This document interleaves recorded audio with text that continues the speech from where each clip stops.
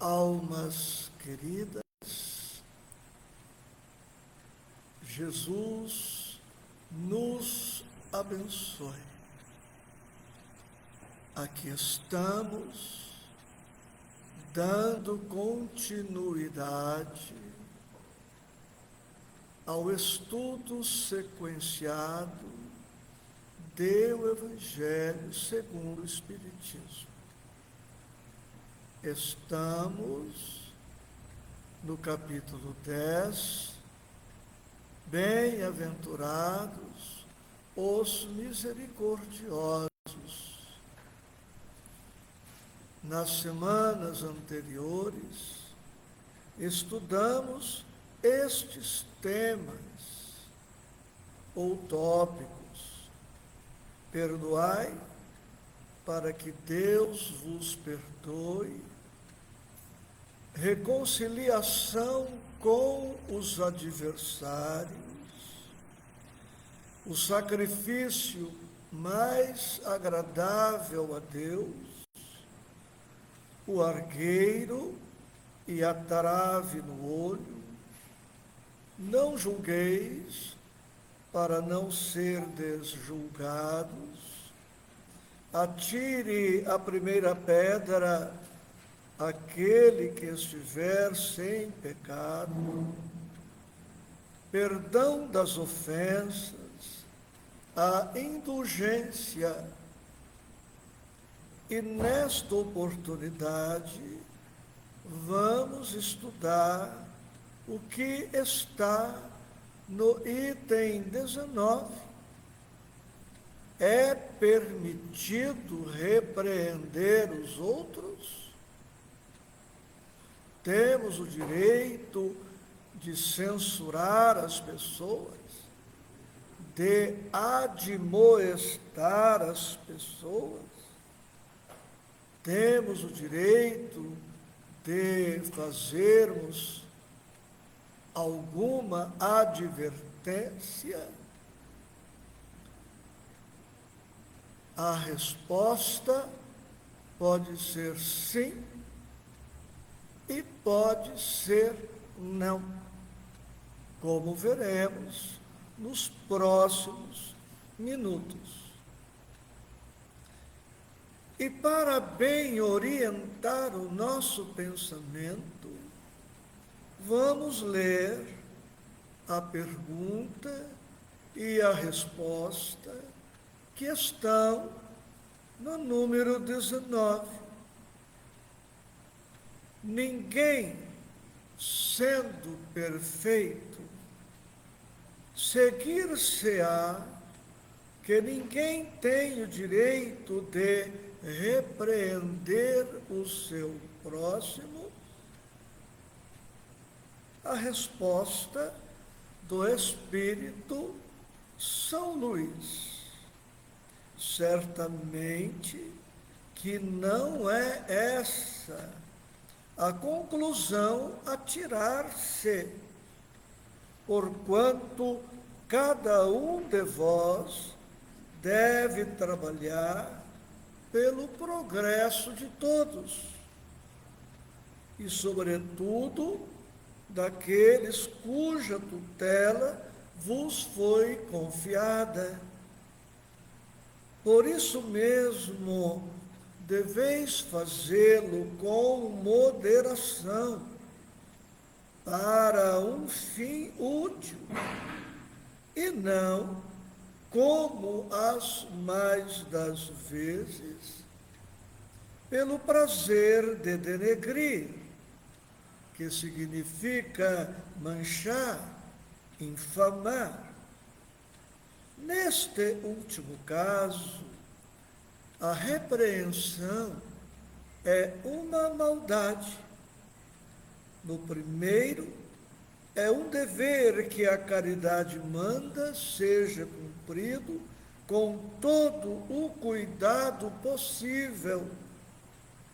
Ademais, a censura que alguém faça a outrem deve, ao mesmo tempo, dirigi-la a si próprio, procurando saber se não a terá merecido.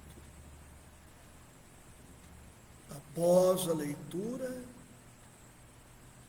formulo a todos votos de muita paz em Cristo Jesus. Agradeço as companhias que vejo na tela e outras mais que certamente não se identificam, mas estão conosco. Como também abraço os companheiros queridos que aqui estão em nossa instituição. Outra vez a pergunta: ninguém sendo perfeito, seguir-se-á que ninguém tem o direito de repreender o próximo?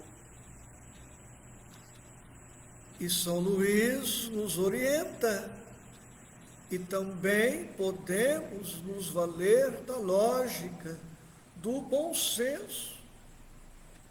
Se não pudéssemos, em hipótese alguma, repreender alguém, admoestar alguém, censurar alguém, como é que nós iríamos fazer a nossa parte na eliminação do mal sobre a terra?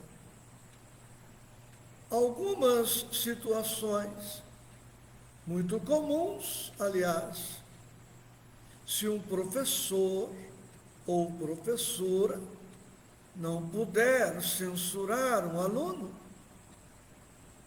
se uma autoridade, seja militar ou civil, não puder censurar alguém, se a mamãe, se o papai, se a vovó, se o vovô não puderem censurar o filho, a filha, o neto, a neta, se o superior hierárquico, que guarda grande responsabilidade frente à empresa, à instituição que ele representa, não puder admoestar alguém,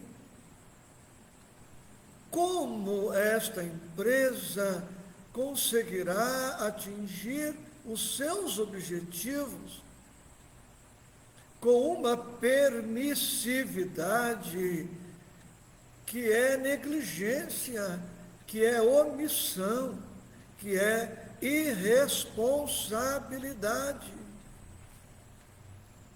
Se um superior hierárquico não puder censurar um funcionário relapso, negligente, indisciplinado, que não cumpre seu dever em nome de uma suposta tolerância, em nome de uma suposta caridade e paciência, estaríamos contribuindo para o estabelecimento e a mantença do caos, da desordem, da indisciplina.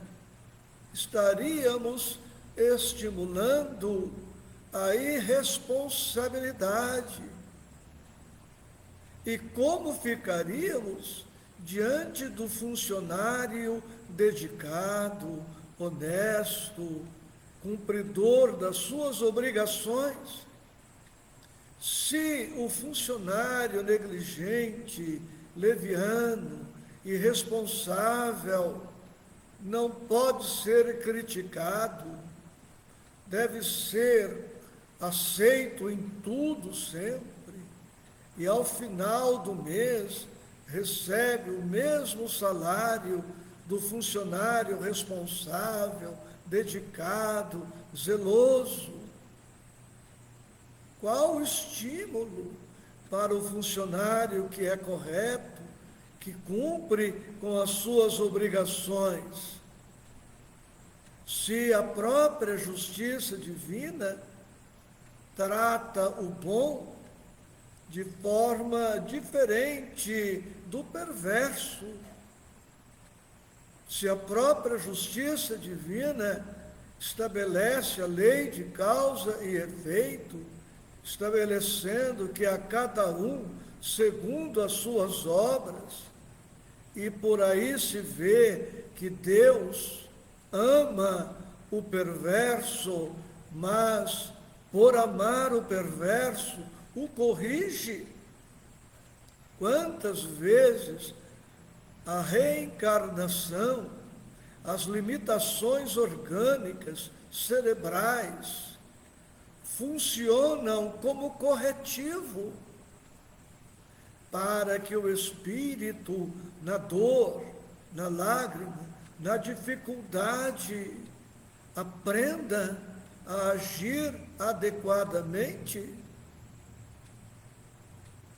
Mas isto não significa que não devamos adotar determinados cuidados na reprimenda, na censura, na admoestação.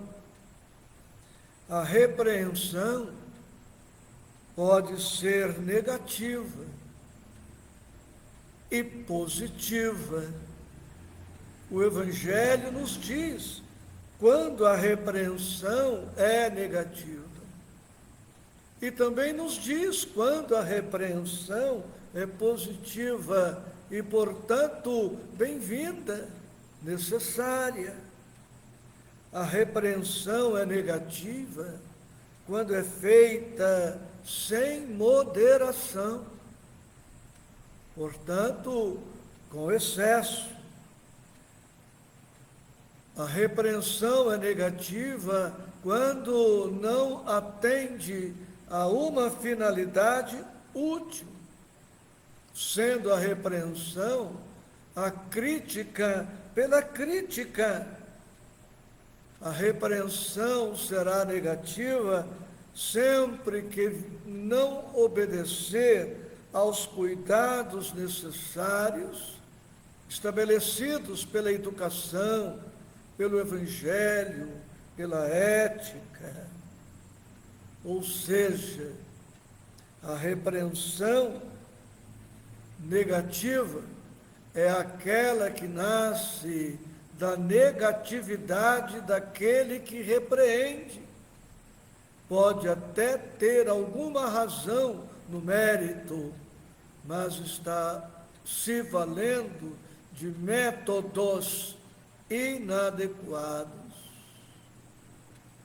A repreensão será positiva, é positiva, sempre que feito ou feita com moderação, com equilíbrio, com amorosidade, com respeito, com compreensão e tendo sempre uma finalidade útil, qual seja a de bem instruir, a de bem orientar, a de bem conduzir, para que a pessoa repreendida aprenda e se corrija e melhore e faça diferente aquilo que vem fazendo de maneira não tão adequada.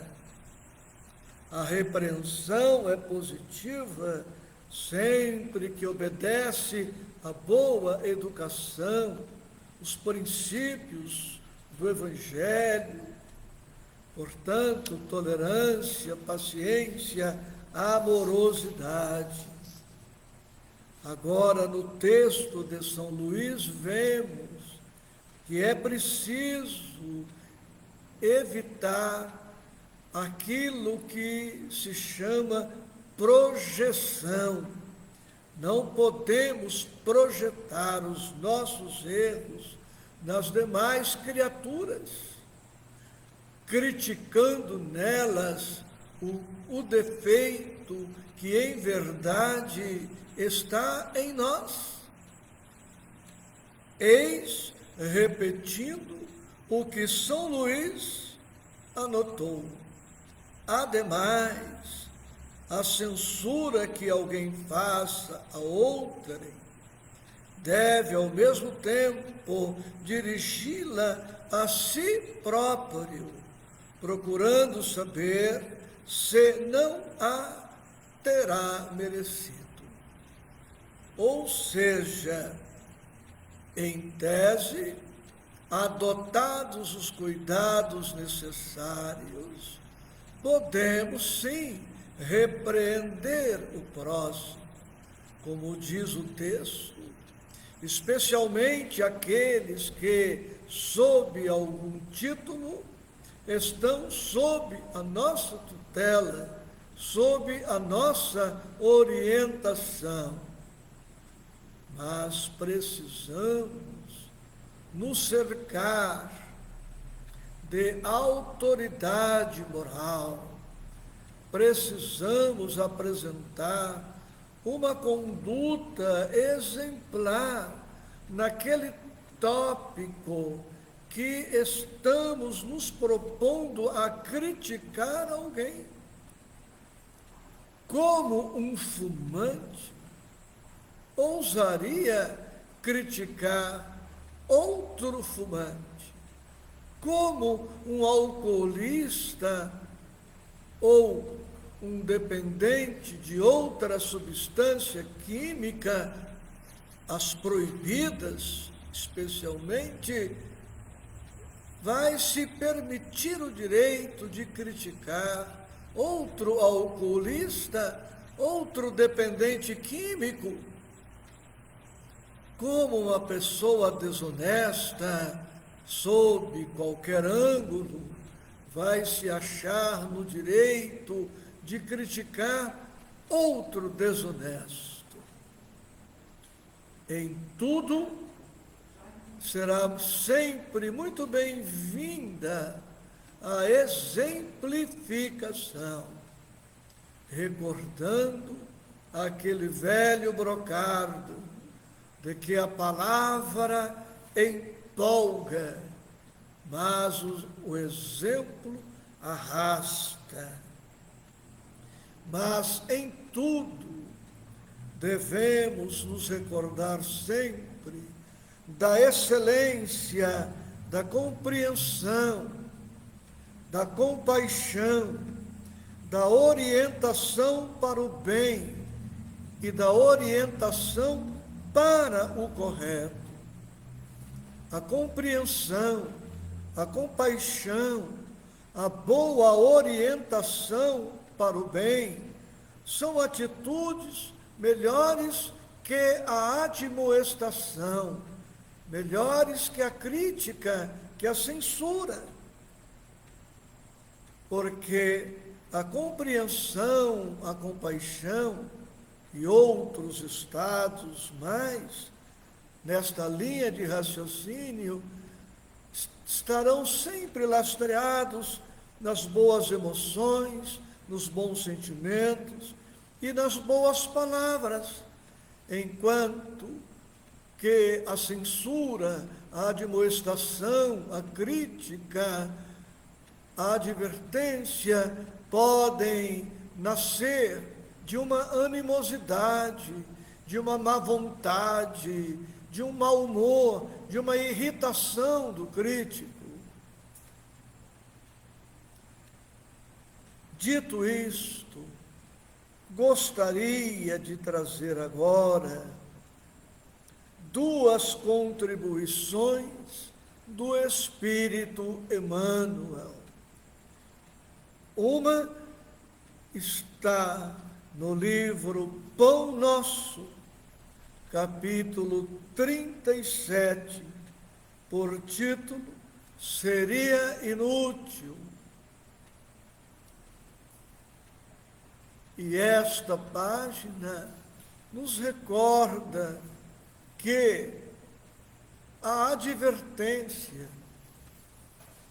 a admoestação, a repreensão, mesmo quando procedente, quando pertinente e feita com todos os cuidados necessários, ainda assim, nós precisamos do bom senso. Seria inútil, capítulo 37 do Pão Nosso, tem este sentido. Já falamos uma vez, já falamos 2 vezes, já orientamos 3 vezes, muitas vezes, e o repreendido, o censurado, continua surdo, indiferente, acomodado. Talvez seja o momento de aquele que censura fazer silêncio e entregar o censurado ao tempo, à dor, à luta, à dificuldade. Trago para nossa compreensão parte do pensamento de Emmanuel, mas antes o texto anotado pelo discípulo João em seu capítulo 9, versículo 27, na cura de um dos cegos, respondeu-lhes: já vô-lo disse, e não ouvistes, para que o quereis tornar a ouvir? Já vô-lo disse, e não ouvistes, para que o quereis tornar a ouvir? E Emmanuel adiciona este pensamento: não percas, pois, as tuas horas através de elucidações minuciosas e repetidas para quem não as pode entender, antes que lhes sobrevenham no caminho o sol e a chuva, o fogo e a água da experiência. Tens 1000 recursos de trabalhar em favor de teu amigo, sem provocá-lo ao teu modo de ser e à tua fé. Em algum momento poderemos perceber que será, que é inútil tentar modificar o outro à força ou com repetições de discurso. Não podemos perder o nosso tempo, perder a nossa energia, comprometer a nossa saúde, insistindo em explicar para alguém a mesma coisa toda a vida. Se esta pessoa, depois de uma explicação, 2, depois de várias explicações, insiste na sua posição egoísta, orgulhosa, vaidosa, surda às orientações, aos conselhos, é preciso deixá-la ir, é preciso deixá-la seguir o curso da sua vida, porque não será por agora que esta pessoa nos dará ouvidos. Não é por agora que esta pessoa se modificará. Allan Kardec, professor extraordinário, pedagogo, um estudioso de várias ciências, da filosofia, da religião, mais uma vez, se conduz com acerto. Ele nos apresenta todo o capítulo 10 do Evangelho, cujo tema central é perdão, misericórdia, e somente vai falar da repreensão no final do capítulo. Ou seja, a regra primeira é esta: perdoar. A regra primeira é usarmos de misericórdia, de indulgência, perdoando o outro, para deixarmos a repreensão para o final, como a última técnica pedagógica na orientação ao outro. O Evangelho, pois, nos recomenda: primeiro, ame; em segundo lugar, perdoe; em terceiro lugar, se sacrifique; não julgue, não atire pedras, se reconcilie. Mas, em algum momento, se o perdão, se a misericórdia, se a indulgência, se a reconciliação, se o sacrifício, se outras posturas mais não atingiram a finalidade, agora podemos nos valer da admoestação, da censura, da repreensão, mas ainda aí, repreensão com moderação, repreensão com uma finalidade útil, repreensão evangélica, portanto, repreensão com tolerância, repreensão com paciência, compreendendo que o outro poderá, na sua dificuldade, no seu egoísmo, no seu orgulho, não aprender com a nossa exemplificação do perdão, poderá não nos dar ouvidos na repreensão e insistir no seu comportamento inadequado. Neste caso, aplicaremos o capítulo 37 do livro Pão Nosso.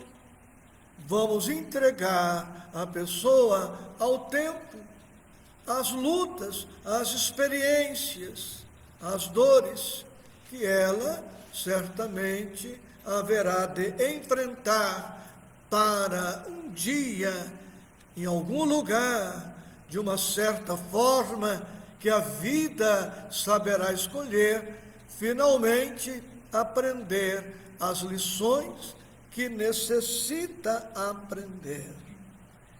Por fim, o livro Palavras de Vida Eterna, capítulo 10, Vencer o Mal. Quando Paulo, apóstolo, escrevendo aos Romanos, capítulo 12, versículo 21, anotou: não te deixes vencer pelo mal, mas vence o mal com o bem. Ou seja, se o outro, equivocado, persevera no erro, insiste na teimosia, surdo aos conselhos, às orientações, vamos deixá-lo entregue a si próprio. E vamos nós, por nossa vez, perseverar no bem. E Emmanuel escreve assim: comumente empregamos a expressão guerrear o mal, como se bastassem nossas atitudes mais fortes para exterminá-lo e vencê-lo. Sem dúvida, semelhante conceituação não é de todo imprópria, porque em muitas circunstâncias, para limitá-lo, não podemos dispensar vigilância e firmeza. Podemos, pois, muitas vezes, combater o mal para circunscrever-lhe a órbita de ação, mas a única maneira de alcançar a perfeita vitória sobre ele será sempre a nossa perfeita consagração ao bem irrestrito. Ou seja, em alguma circunstância, é possível que a energia, que a disciplina, que a ordem, que o comando claro, decidido, decisivo, sejam necessários, mas nada como a prática do bem incessante para vencer a teimosia do mal que insiste em condutas inadequadas.